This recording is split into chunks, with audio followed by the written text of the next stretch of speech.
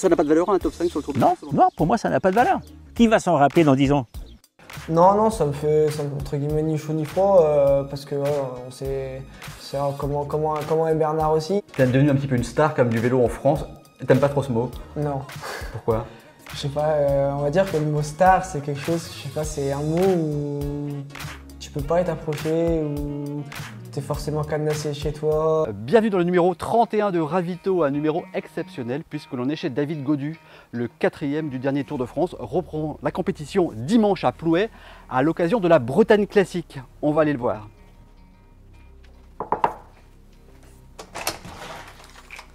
Bienvenue chez moi. Bonjour David Gaudu. Bonjour. Ça va? Ça va. Bah viens Philippe, on va s'asseoir. Merci. Tiens, t'as qu'à t'asseoir là. Merci. David, on est un mois après l'arrivée du Tour de France. Est-ce que tu as réalisé ce que tu as fait cette année sur le Tour de France? Oui, là, un mois après, forcément tu réalises parce que tu es rentré chez toi, tu as eu tous les médias qui sont passés, tu as eu tout, et puis tu as eu cette décompression d'après le Tour qui fait que oui, tu réalises que tu as fait 4e du Tour, mais après derrière tu te remobilises aussi parce qu'il y a une suite de la saison forcément. C'est quoi tes 3 moments forts de ce Tour de France 2022, David? Les 3 moments forts, je dirais, déjà il y a l'étape des pavés. Je pense que c'est à partir de cette étape-là en fait où l'équipe s'est un peu switché dans tous les sens et tout le monde s'est dit ouais, on peut faire quelque chose en fait parce qu'on s'est retrouvé en termes de collectif très très fort devant et on n'est pas loin de réaliser quelque chose de fort en prenant du temps à tous les autres. Et derrière, je pense qu'il y a eu forcément la planche des belles filles où je vois que je suis dans le match face aux autres favoris et derrière, celle qui reste pour moi au-dessus de tout, ça reste Otakam parce que en haut de l'Aubisque, on bascule il y a quoi? Il y a 50 coureurs qui basculent à l'Aubisque et au final, moi j'ai encore 6 équipiers avec moi et 2 qui sont dans l'échappée. Donc tout le monde est là et même des grimpeurs comme Olivier Legac et Antoine Duchesne, ils sont encore là alors qu'il reste 20 coureurs dans le peloton et je pense que c'est un des gros moments marquants du Tour. À ce moment-là, tu te dis, ça va le faire pour le top 5, pour la 4e place? Ouais, c'est sûr que forcément il y a toujours ce petit stress de se dire voilà, va pas falloir craquer et tout, mais en même temps, quand tu vois que tes équipiers ils sont là et qu'ils donnent tout, tu as aussi envie de donner plus que ce que tu peux donner et forcément tu donnes plus quoi. Justement, tu parlais des moments un petit peu compliqués des fois où tu avais peur de craquer. Il y a eu des moments compliqués sur ce Tour de France aussi. Tu as dit une fois, Valentin, et il m'a sauvé le cul. Ouais, Valentin il m'a souvent sauvé sur le Tour et clairement l'étape du Granon, s'il est pas là, je pense que le soir je pense qu'on est au-delà de la 20e place au général à plus d'une demi-heure donc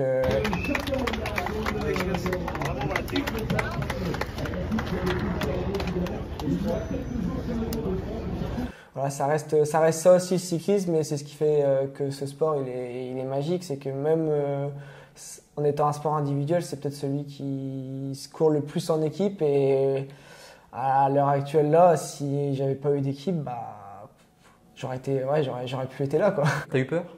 Ouais, forcément, t'as peur parce que quand tu lâches, t'as toujours peur.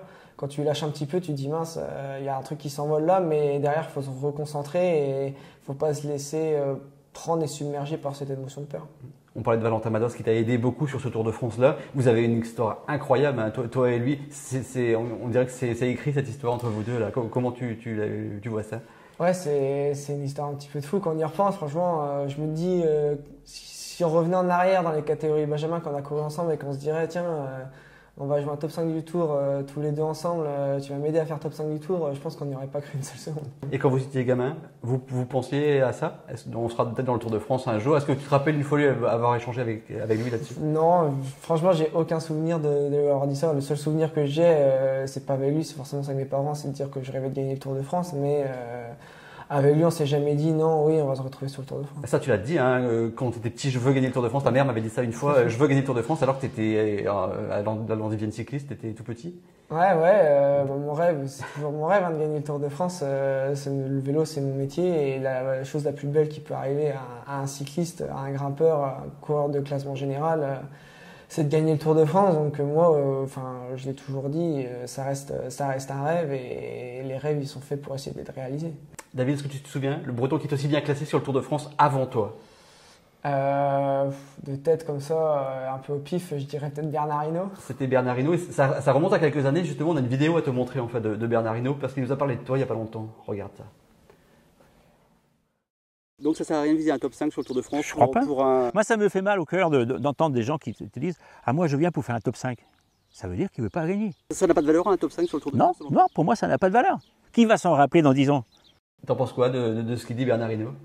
J'en pense que c'est peut-être on n'est plus forcément dans les mêmes époques que quand forcément lui courait aussi. Et maintenant, il y a beaucoup d'histoires aussi de marques, de sponsors. Et quand tu joues un classement général sur 3 semaines, forcément, les médias parlent de toi, parlent de l'équipe, parlent des sponsors.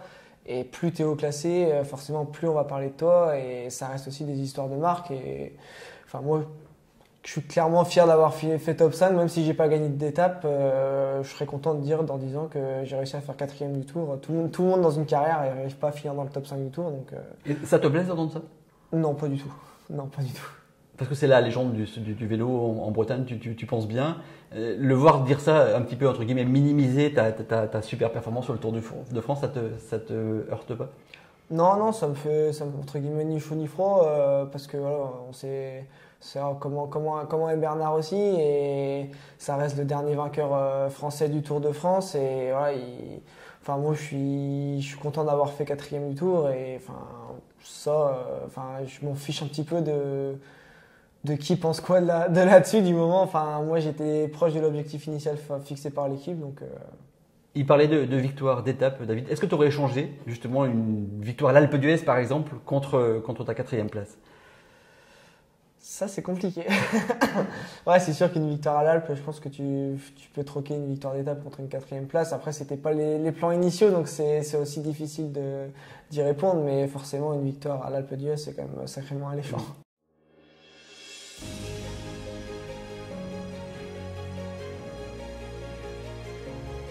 Votre programme avec Trecobat, constructeur de maisons innovantes.